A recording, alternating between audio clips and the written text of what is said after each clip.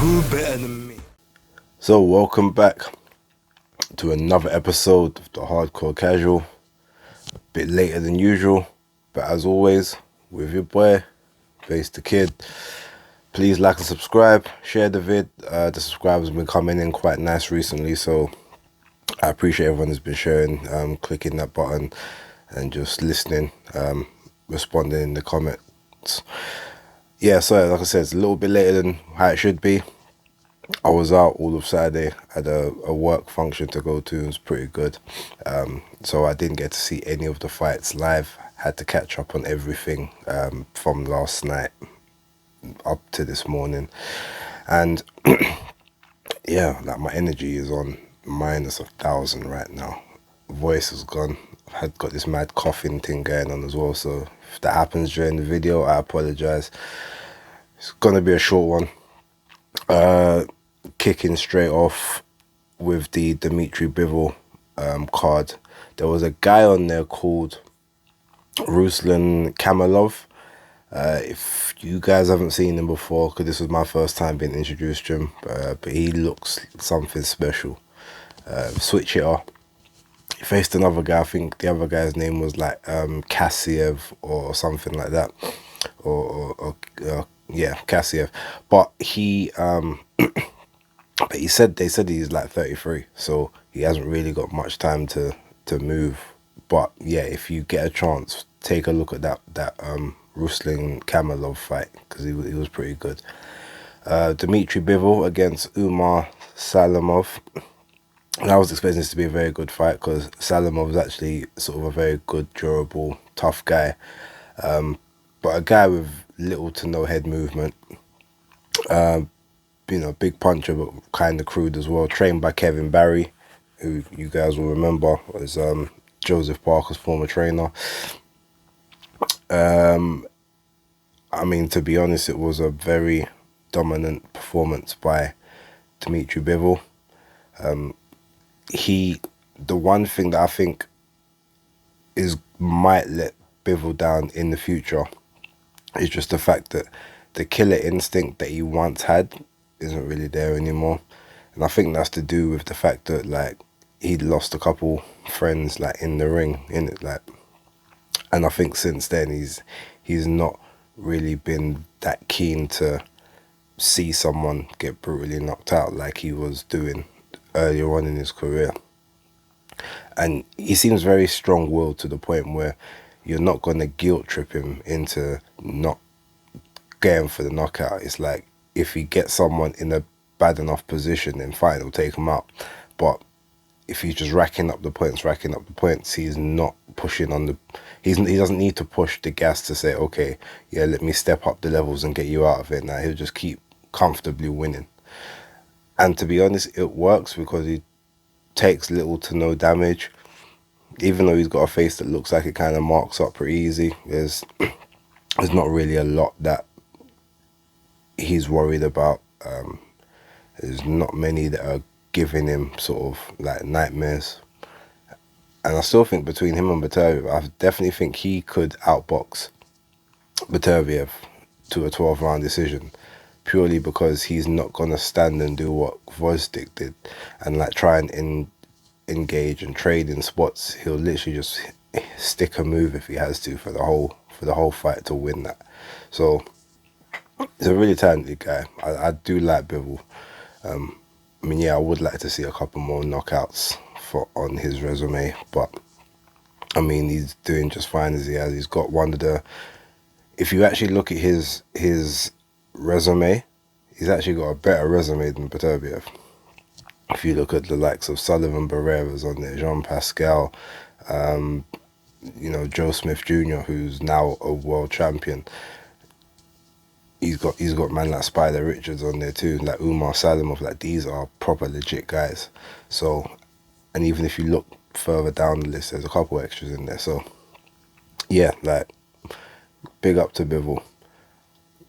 I didn't watch much of the Matchroom card, if I'm honest with you. Apologies. I only watched, I saw the Ayako fight.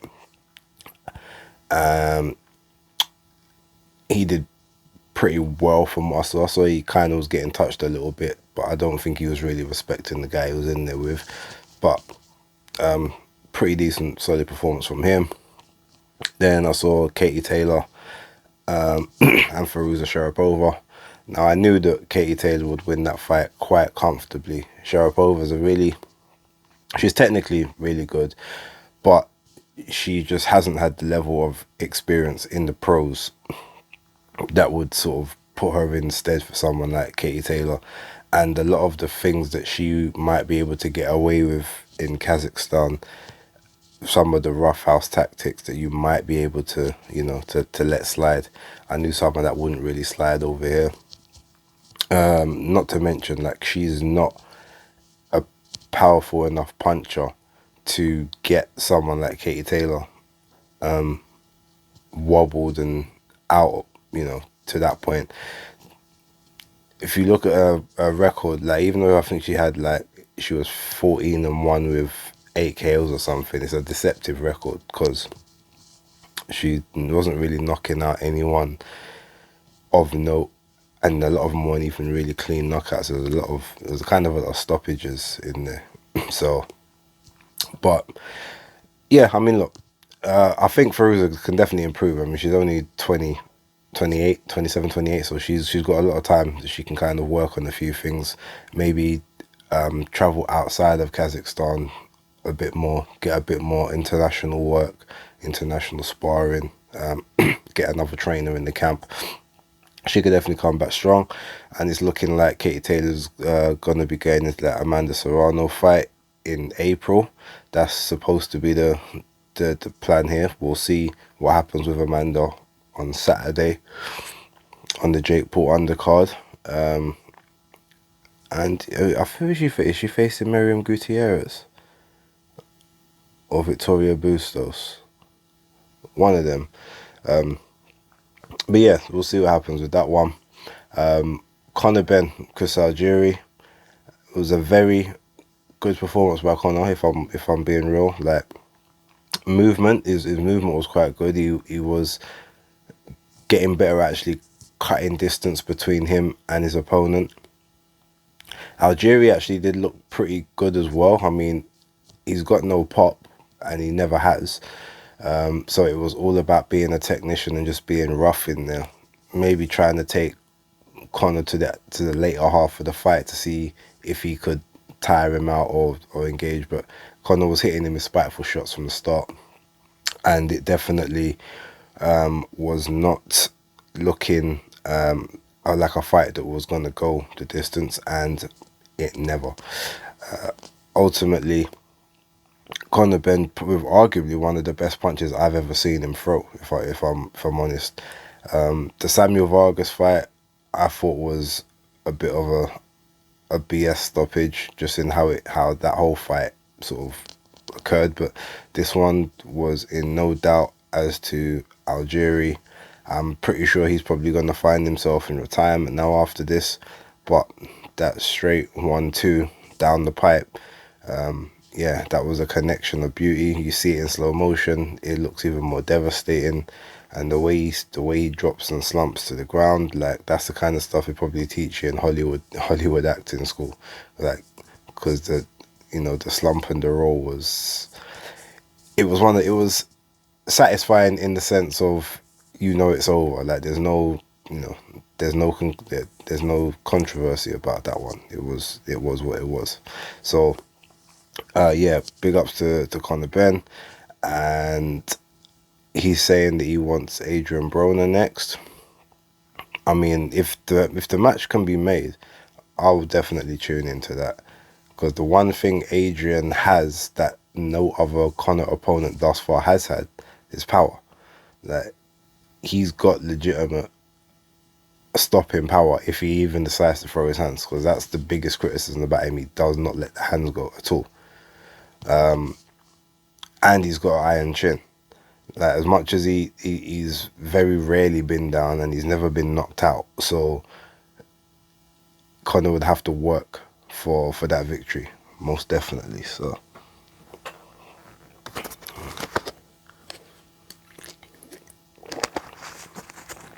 So yeah, I definitely be looking forward to that one if it happens. But shout out to Benn. And then if we go, did some? Oh yeah, I think Scrap fought as well yesterday. I don't really care about the result, but what was it? Uh, Decision. I think he got a decision victory. So yeah, just thought I'd throw that in there. Anyone who's interested, if you know, you know, innit? Now, top rank card.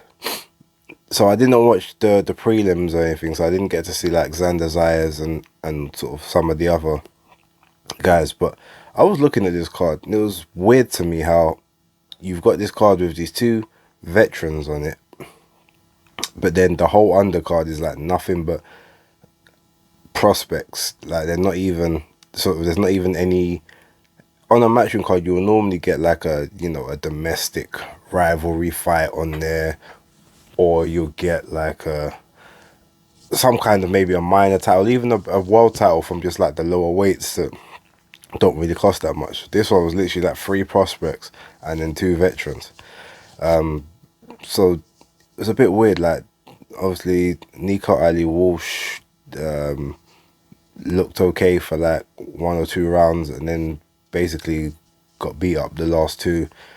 One of the judges gave it 40-36 in his favour, even though he clearly got battered for the entire 3rd round. I don't think he managed to land a punch on the other guy. Maybe 1 or 2. What's his name? Reyes Sanchez or something like that. And somehow a judge still managed to give him that round. So he was definitely on the payroll. But, I mean, 39-37 was, yeah, fair enough. And then there was obviously the 38 card as well, which to me was probably the most fairest. He definitely won the first 2 rounds, and then Sanchez won at least the 3rd, if maybe, and the 4th possibly as well. But yeah, I know Kelvin and Keyshawn Davis were both on there. Keyshawn, it was a very nice performance from him. First fight back after the Olympics. It's a shame the Eddie decided that the money that Top Ranked offered wasn't worth being matched by himself, because I think he's missed a trick there. I do think that is a future star in the division, and you could tell that he's a guy, number one, he takes the craft serious, but he's got a little something about him. He kind of reminds me a little bit of Montana Love, just in his preparation, his approach. So hopefully that contract isn't like too long term. He hasn't like signed his life away to like some 6 or 7 year deal. Maybe it's like just a 4 or 5 fights, 6 fights maybe, and then at the end of that, maybe you go scatting around again, take a look to see who else is in the playing field, and hopefully him and the rest of them can end up on another platform. But Keyshawn did well, so big ups to him. Jared Anderson against Alexander Teslenko. Now, I knew Anderson was going to put in work, but I didn't actually think it would go as quickly as it did, only because like Teslenko was one of those guys that was tipped for big things a few years back. And him and one other, I think, undefeated guy or a highly touted prospect, they both got taken out by Sean Dale Winters, who you guys remember got obliterated by Alan Babbage last year. Now, prior to that, like Teslenko was supposed to be like in good shape, but since then he kind of fell off. Not so much, I won't say he's fallen off into journeyman status, because that's not the case, but like any prospects he had is no longer there. But it was a sort of a good learning fight, I suppose. But to be honest, the best thing about the fight was Anderson's costume coming in, because I like the little pimp walk. It was highly entertaining. But he did what he had to do. Beat him 2nd round KO. He's destined for greatness. I don't know when he will be at the right level to achieve whatever he needs to achieve. He doesn't need to be fast tracked anywhere, but he's taking on good quality opposition, and he's getting them out of there very quickly. I just hope that he's not a person that gets too overruled with his power and then stops working on his fundamentals and stops working on his craft and just is trying to look for the knockout all the time, because that's normally where people come a cropper in this day and age. But I liked what I saw there, and I mean, if I'm totally honest, I want to see him against Daniel Dubois. That's what I want to see. I know it will never happen, or at least not for the next 3 years. But that would be a fight I'd love to see. Like, let's see where these guys are really at. And at least now, to actually, you know what? I take it back. Maybe it can be made, because as much as Frank Warren is lording over Dubois and whatnot, they get him down this WBA regular route and all of that. Dubois ain't got the O to protect anymore, so maybe it's not as worth trying to keep him away from other people. So, yeah, you know, Bob and Frank have the Tyson Fury thing together, so maybe they might put that together. I'd like to see it. Or even, you know, maybe even give him like the loser of Char and Bryant in his next fight. I think that would be a good match for him as well. Ultimately moving to the final fight of the card, which was Vasily Lomachenko and RichardCommey. Highly entertaining fight. Lomachenko basically had Comey wobbled and on Bambi legs from the second round, but somehow, like, Comey is just a tough guy, and he managed to weather all of that. He stayed competitive throughout, even though like Lomachenko was pretty much dominating and just like hitting shots at will from sort of round 2 onwards, even at one point begging for Andre Rozier to throw the towel in. He's like, look, your guy's about to get seriously hurt, can you guys stop this please? And man's like, get on with the fight. I think he kind of pulled back a little bit after that. He's like, all right, I'm gonna win these rounds, but I'm not going to be trying to take his head off, because I think they like each other. All week they've kind of been friendly with each other, laughing and smiling, and I just think this is probably one of those few fights he's had where he feels like he's formed a bond with someone like before the fight. Like, there's no animosity, no bad blood, no bad words, no, it's just business. Like, they seemed quite well with each other. So yeah, I think he might have started pulling his punches a little bit after the 7th and 8th. Still making them hurt, but, you know, just not making them thud. But no, it was a clinical performance. I think one judge had it 9 rounds to 3, with obviously the knockdown which happened in the 7th, which takes the point off, and then I think the other 2 judges had it 11 rounds to 1.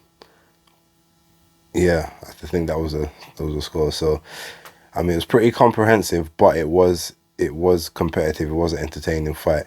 So Lomachenko is definitely still a player in division. They tried to ask him about the Shakur Stevenson fight. He was like, look, Shakur's got 1 belt at 130. Why am I going down there for 1 belt when there's 4 belts up here? I want all 4. I'm still chasing undisputed. That's what I want. So he said he's prepared to go further than Devin Haney, because Devin Haney said he'll go to Jupiter if he has to fight Kambosos. He's like, I'll go further than that. Give me that fight, and then I'll fight Haney afterwards. He said he just wants to be undisputed. So